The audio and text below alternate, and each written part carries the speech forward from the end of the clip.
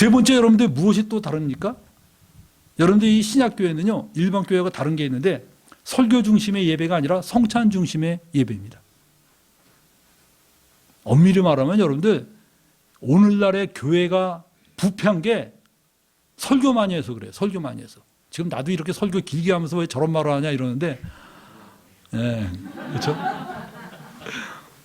정말 그래요. 근데 우리 교회는 성찬을 드리잖아요. 따로. 성찬 예배를 드리잖아요. 설교 중심의 예배가 왜 교회를 부패하게 만든지 아세요? 아니, 마이크 지었다는 거 하나로 성경 구절 하나 읽고 나머지 순 잡담으로 흘러가는 거예요. 무슨 세상 이야기, 잡담 이야기, 자기 무슨 신변 잡기 이야기를 그냥 하는 거예요. 그러면 어떻게 될까요? 예배가. 지금 하나님께 경배하는 예배인데, 야, 그 사람 이야기를 들어줘야 돼. 요새 이야기하는 사람보다 이야기 들어주는 게 힘들어요? 이야기하는 게 힘들어요? 어때요? 저도 솔직히 이 말하는 게 여러분 아마 듣고 있는 게 힘들 거야. 말하는 사람이 훨씬 힘이 안 들어요, 여러분들. 네. 근데 여러분들 중요한 게, 그래서 우리 교회는 이 설교하는 걸 예배로 보지 않습니다.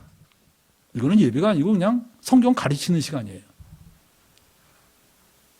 진짜 예배는 뭐냐? 하나님을 경배하는 게 예배예요. 하나님을 경배하는 거. 하나님을 높이고 경배하는 게 예배예요. 그래서 우리 어떻게 하면 하나님을 높이고 경배할 수 있을까?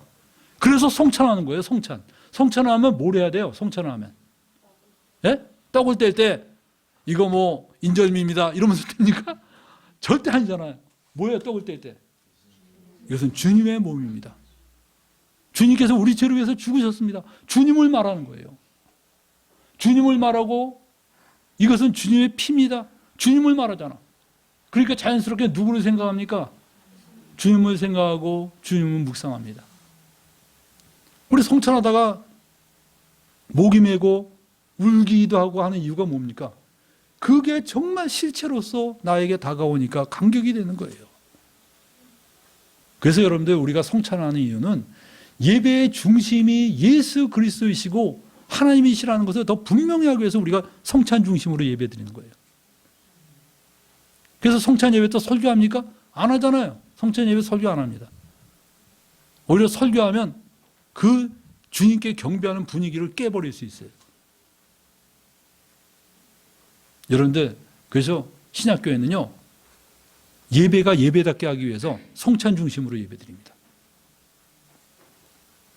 그러면 지금 이와 같은 예배는 뭐냐? 이 설교 듣는 시간은. 이거는 일종의 전도 집회 비슷한 집회예요. 여러분이 진짜 예배다운 예배를 드리고 싶으면 바로 성찬 예배에 참여해야 됩니다. 저는 우리 가정 예배를 드릴 때도요, 옛날에는 가정 예배 어떻게 드렸어요? 여러분들 가정 예배 집에서 어떻게 드려요? 자녀들 다 앉혀놓고 찬송 한 장 부르고 그 다음에 기도하고 또 그 설교를 또 하기 시작합니다. 제발 설교 좀 안 했으면 좋겠어요.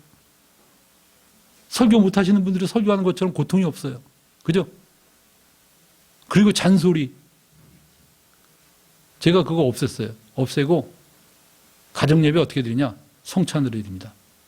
떡을 떼는 거예요. 이것은 주님의 몸이다. 이것은 주님의 피다. 떡을 떼고 주님을 경배합니다. 아니, 뭐 떡을 떼기 어려우면 주님을 경배하는 시간을 갖는 거야.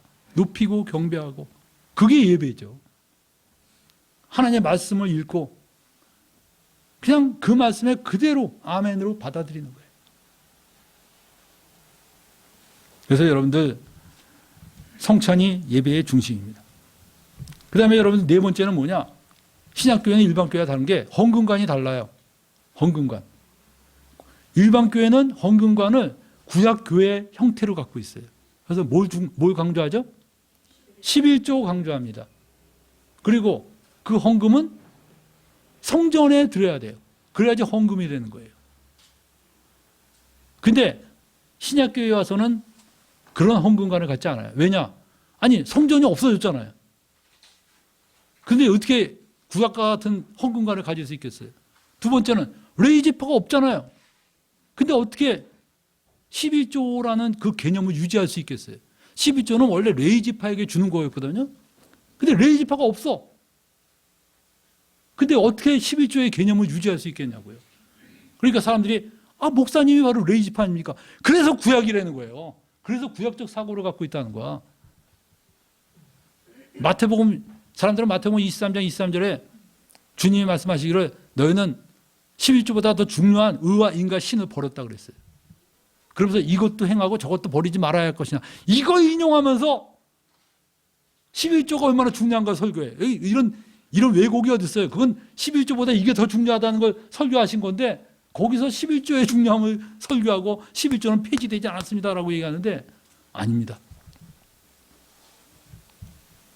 예수님 당시에는 레위지파가 있었어요, 없었어요? 제사장이 있었어요, 없었어요? 그러니까 11조가 필요해요, 필요하지 않아요? 필요하죠? 그래서 예수님이 말씀하신 거예요. 예수님과 예수님 제자 중에는 11조 받은 사람이 있어요, 없어요? 없어요. 예수님이 평생에 예수님과 제자들이 레위지파예요, 아니에요? 예수님 제자 중에 레위지파가 있어요, 없어요? 없어요, 없어. 유다지파, 대부분 유다지파야. 그럼 그 사람들이 뭘까요? 11조 받았을까요? 절대 안 받죠. 그 사람들은 오히려 11조 받는 거에 꺼리 껴였어요. 레위지파가 아닌데 어떻게 받습니까? 근데 이게 오늘날에는 왜 갑자기 목사 그룹이 레위지파가 됐을까요? 이거 누가 만든 겁니까? 여러분들 신약에 와서는요, 누가 레위지파냐? 모든 성도가 다 레위지파예요. 모든 성도가 다 제사장입니다. 그럼 여러분 헌금은 누구한테 해야 돼요? 신약에서는 무엇이 헌금이냐? 신약에서는 예배당에 내는 것만이 헌금이 아닙니다. 예수님이 이렇게 말씀하셨어요. 여기 지극히 작은 형제에게 한 것이 나에게 한 거다 그랬어요. 그거 헌금이 아니에요. 예수님께 드린 게 헌금일까 아닐까요? 근데 예수님이 이 사람에게 한 게 나한테 한 거라는 거야. 그럼 드려도 돼요, 안 돼요? 들어도 되죠? 여러분들 이게 바로 지극히 작은 형제에게 한 것이 나에게 한 거다. 이게 신약적인 헌금이에요. 그래서 여러분들 교회 안에서 뭐가 이루어져야 되냐? 우리 형제들끼리 서로 돕는 게 이루어져야 돼요. 그게 교회의 아름다운 모습이에요. 오늘날 교회에서 여러분들 헌금통 열었을 때 어느 형제에게 주세요, 어느 형제에게 주세요. 이런 게 잔뜩 나와야지 교회가 교회다운 거지. 맨날 무슨 헌금 60몇 가지의 헌금이 있대요. 어떤 교회 보니까. 그 헌금으로 아주 치약 짜듯이 다 짜더라고 그냥. 그러니까 이 성도들이 밖에 나가서는요 돈 한 푼 못 써요. 왜? 치약을 다 짠 그 치약을 가지고 다른 데 가서 뭘 짤 수 있겠어. 그러니까 너무나 기가 막히게 구두쇠로 살고 그냥 막 그렇게 살아요. 교회에서 뭐 군대 입대 감사원금, 제대 감사원금, 생일 감사원금, 무슨 감사원금, 전부 헌금은 예배당에만 바쳐야지만 헌금이다. 그 사고로 길들여져 있어요. 아닙니다. 그리고 여러분들 히브리서에 보면 가난한 자를 돕는 게 헌금이라고 그랬어요. 이런 헌금을 하나님이 기뻐하신다고 그랬어요. 그리고 선교와 사역에 드려지는 거. 아니 중요하죠 그것도. 내가 헌금을 드린다는 건 그 사역에 내가 동참한다는 거예요. 동참. 여러분들 솔직히 전도합니까 요즘? 뭐 거의 안 하고 살죠 전도. 그럼 어떻게 해야 돼요? 전도하는 사람 돈이라도 줘야 돼. 그 사람 생활하는데 너 전적으로 하니까 내가 당신 생활을 내가 돕겠다. 그럼 뭐예요? 내가 전도에 동참하는 거예요. 그래도 독립군이 꼭 나가서 총 쏘는 사람만 독립군입니까? 그 독립군한테 돈 보내주는 사람들 독립군이지. 그게 여러분들 이 교회가 할 일이에요. 또 하나 뭡니까? 우리는 11조 개념이 아닙니다. 신약에 와서 11조 언급하면 안 돼요. 여러분들 저는 11조에 대해서 쓴 우리나라에 그게 있어요. 온전한 11조라는 책이 있는데 이렇게 두꺼워. 내가 그걸 책방에서 딱 보고 읽다가 질렸어. 11조를 온전하게 하는 법이 얼마냐. 그래서 온전하게 하는 법이 얼마냐. 보니까 세금 떼기 전에 해야 되고 그 다음에 누가 이렇게 사과 한 개짝을 보내면 그거를 또 이제 청가상에 가서요. 그 사과 개짝 이게 얼마인가를 확인해서 그 사과 개짝에 해당하는 돈의 10분의 1을 떼야 되고 완전히 10분의 1로 하더라고요. 근데 그거 여러분들 성경적이에요, 아니에요? 구약이라 할지라도 성경적입니까, 아닙니까? 그건 여러분들이 완전히 그런 쓰레기 같은 책은 버려야 돼요. 왜 쓰레기 같은 책이냐면 구약에서도요. 광야에서 이스라엘 백성들이 미디안하고 싸워서 전쟁에서 전리품을 얻었을 때 하나님이 얼마 바치라 그러는지 알아요?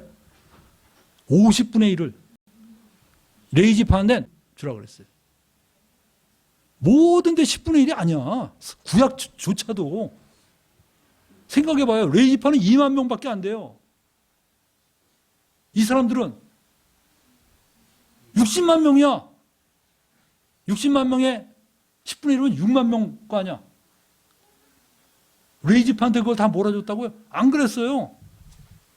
구약조차도 10분의 1만 얘기한 게 아니에요. 50분의 1, 500분의 1, 막 이렇게 말했는데 어떻게 어떤 사람이 나한테 선물한 사과 한 개짝도 10분의 1로 자르고 뭐 누가 시계 1,000만 원짜리 하면 화나는 거야 그냥. 나 먹고 살기도 있는데 1,000만 원짜리 시계를 하면 여러분 1,000만 원짜리 받으면 기뻐요? 슬퍼요? 네? 12조 같이 생각하면 눈앞이 캄캄한 거야 그냥.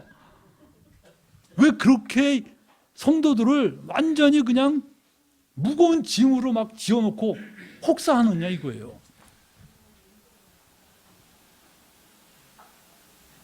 이게 다 뭔지 알아요?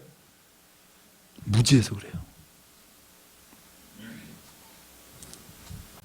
여러분들 성경은 신약에서는 11조 얘기 안 합니다. 신약에서 11조 얘기하는 거 없어요. 제가 아는 우리 교회에 나왔던 목사님 한 분 계셔요. 그분은 목사님이 11조에 대해서 한번 언급했다가 거의 면직되다시피 한 분이에요. 그분은 지금 저 아파트 경비원으로 일하면서 살고 있어요. 그 사람이 복음을 깨닫고선 이 11조야말로 우리 한국교회를 타락하게 만드는 근본원이다라고 생각해서 크리스찬 신문에다 글을 실어냈다가 거기에서 절대 안 실어주겠다 그러니까 그럼 광고로 실을 수 있냐? 그래서 광고로 실었어요. 광고로 실었다가 그 신문사가 문 닫을 뻔했대. 온 전국에서 항의가 들어오는 바람에.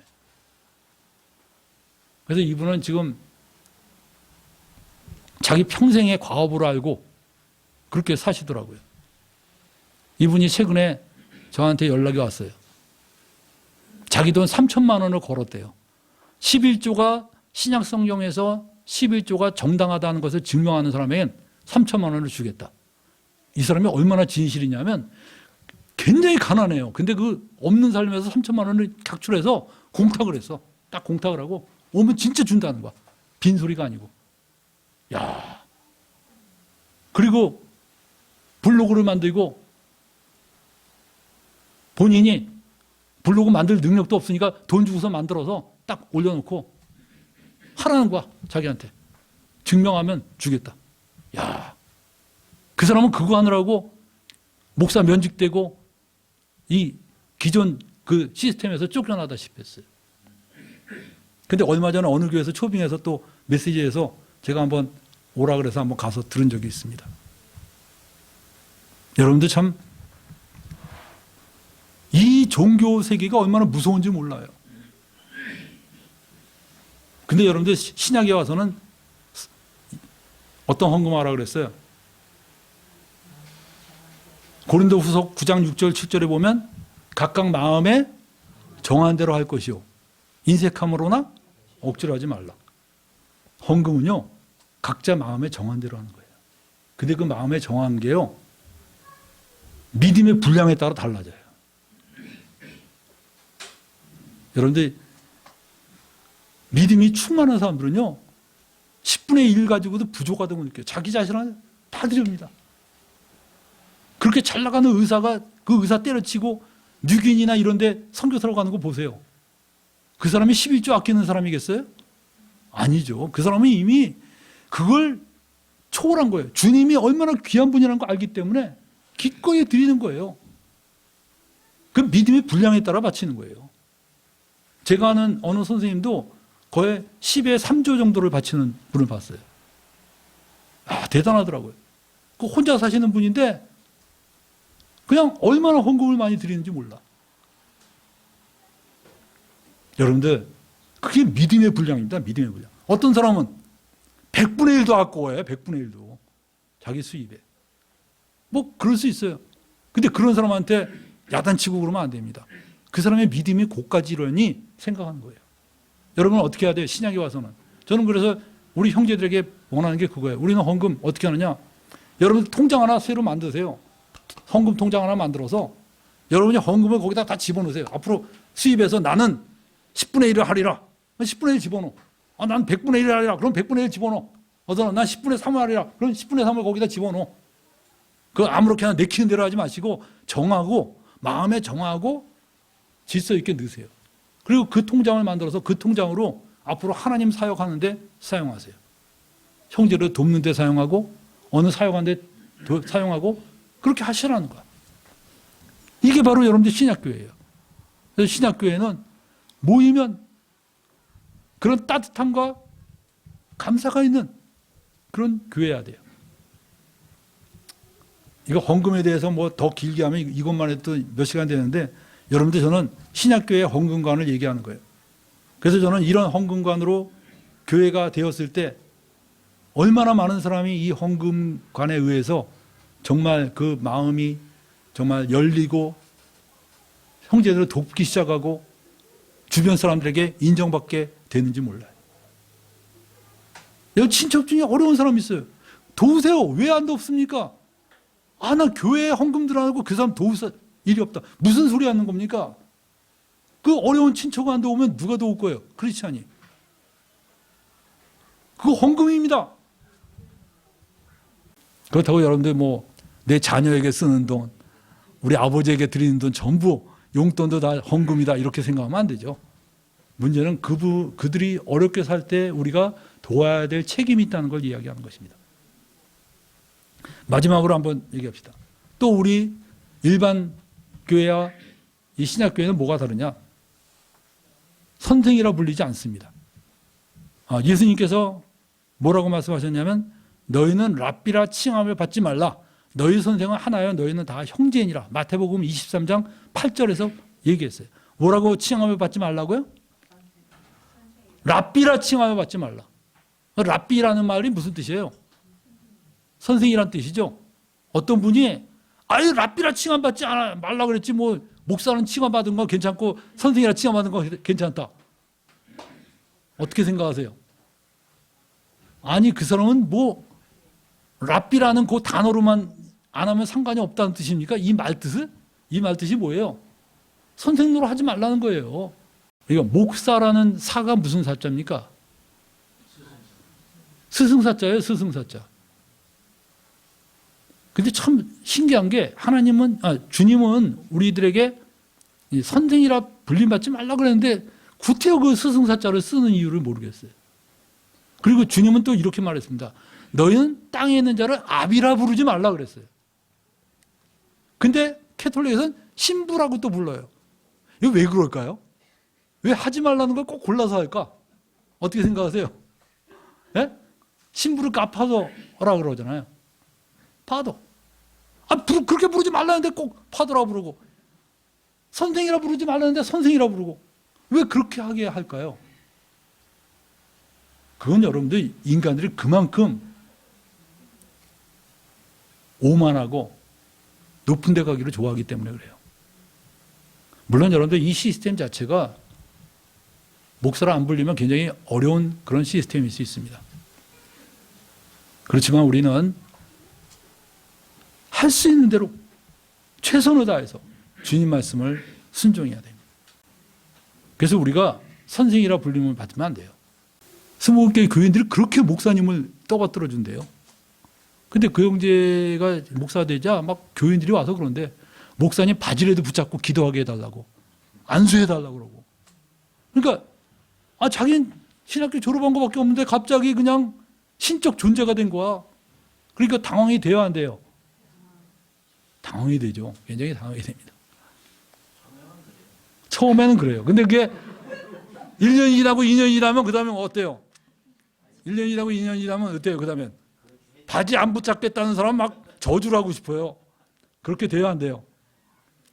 우리 인간은 연약하기 때문에요. 나도 모르게 그런 게 젖어 들어가는 거예요. 근데 여러분들 주님이 그걸 방지하신 거야. 그러지 말아라. 여러분들 교인들을 위해서 한 게 아니야. 본인을 위해서 말한 거예요. 불림을 받지 말라는 거야, 본인이. 여러분들은 선생님이라 불러도 여러분은 아무 지장 없어요. 왜? 여러분이 선생님이라 불렀다고 해서 교만해지지 않잖아. 근데 선생님이라 불림받은 그는 교만해서 넘어질 수가 있는 거예요. 그래서 하지 말라고 그런 거예요. 불림받지 말아라. 부르지 말라는 게 아니야. 여러분 불러주세요. 막. 난 그렇게 불림받은 사람한테 얼마든지 불러줘. 얼마든지 불러주는데 누가 나한테 그렇게 부르면 부르지 말라 그래요. 왜? 불림을 받지 말라 그랬으니까. 부르지 마라. 형제라 부르기를 부끄러워. 주님도 우리를 형제라고 부르셨는데 그러면 우리가 뭡니까? 형제가 된 거예요. 그래서 우리는 형제, 자매로 부르는데 어떤 사람이 그래요. 어린애가 형제님이라고 부르면 너무 쑥스럽잖아요. 여러분 그 사고가 왜 생겼는지 아세요? 그 아이를 중심으로 형제자매라고 생각해서 그래요. 여기 한번 보세요. 여기 그림. 예수 중심 가족관계 증명서를 제가 한번 떼어보겠습니다. 나가 있어요. 예수님도 내 형제야. 자매도 형제, 자매, 예수 다 나 중심적으로 형제자매를 구성하니까 쑥스러운 거야. 쑥스러운 거예요. 내가 저분이 나보다 나이가 많은데 어떻게 내가 형제라고 부르냐. 아니에요. 잘못된 생각이에요. 여러분. 형제자매는 이게 아니에요. 예수 중심입니다. 예수님이 중심이 되셔서 예수님이 우리에게 뭐라고 했어요? 내 형제다. 내 형제다. 그럼 누구의 형제예요? 내가? 주님의 형제야. 그러면 그 주님의 형제라는 걸 존중하는 의미로 뭐라고 불러요? 형제님이라 부르는 거예요. 형님이라 부르는 게 여러분들 높이는 거 아닙니다. 여러분 볼 때는 형님 이러면 아주 그 조직 사회에서는 아마 높은 위치인지 모르지만 형제님은 주님의 형제님이라는 의미로 얘기하는 거예요. 선생님보다 더 존귀한 이름이에요. 목사님보다 더 존귀한 이름입니다. 그게 형제님이. 그게 내 형제라고 생각하면 이거 웃기는 거죠. 나는 정말 거듭나지도 않은 사람이 나한테 형제라고 부르면 웃기는 거예요. 그러나 그 사람이 당신은 주님의 형제입니다. 그 의미에서 형제님이라고 부르는 건 존귀한 이름이야. 그거 존귀한 이름이야. 그걸 왜 내가 마다합니까? 그래서 우리는 예수 중심적인 사고에서 형제 자매다. 이 사실을 잊어버리지 마시기 바랍니다. 자, 우리 이제 5개를 기억하세요. 지금 쫙 했는데 5개 너무 길게 해서 이제 다 잊어버리셨을 거예요. 첫 번째, 우리 교회 특징이 뭐예요? 첫 번째, 성직자와 평신도에 구분이 없다. 그 다음엔 다 잊어버렸죠. 두 번째가 뭡니까? 두 번째가 권위는 하나님으로부터 나온다. 세 번째가 뭐예요? 예배는 성찬 중심. 네 번째, 헌금에 대한 올바른 헌금관을 가져야 돼요. 5번째는 우리는 다 형제 자매다. 실제로 실천하는 겁니다. 그래서 첫 번째가 제일 중요하죠. 성직자와 평신도에 구분이 없다. 이거가 적용된 게 3, 2, 3, 4, 5입니다. 첫 번째가 적용된 게 2, 3, 4, 5예요. 이것이 여러분이 바로 제대로 된 교회관을 가져야 됩니다. 그래서 우리 이 5개를 잘 기억하시기 바랍니다. 신약교회의 차이점이 뭐냐? 바로 이 성직자와 평신도에 구분이 없다. 권위는 하나님께로부터 나온다. 선찬 중심의 예배, 신약적 헌금, 호칭. 여러분들 올바른 교회관을 가지고 있습니까? 여러분들 이 교회관에 여러분들 동의하세요? 이 교회관에 동의하는 분들이 바로 이 교회의 뿌리를 내리고 사는 겁니다. 이 교회관에 동의가 안 되면요, 그냥 일반 교회 가서 하셔요. 거기 갔다고 해서 지옥 가는 거 아닙니다. 여러분들 일반 교회 가서도 얼마든지 신앙생활 잘하는 사람도 있고 성령의 역사가 있습니다. 그런데 제가 말하는 건 부대가 잘못되면 복음이 새나가게 돼 있어요. 율법주의로 빠져서 전락될 수 있다는 것입니다. 그런 위험이 있다는 것. 훌륭한 목사들 많이 있어요. 열거하자면 한이 없죠. 근데 그런 사람을 예를 들면서 이 부대가 새 부대다라고 말하면 안 됩니다. 그리고 여러분들 성경적 교회관에 맞게 나는 교회 생활하는가? 아니면 내 머릿속에 이 세뇌된 게 그대로 남아있는가? 이거를 여러분들 한번 생각해 보시기 바랍니다. 우리 기도하겠습니다.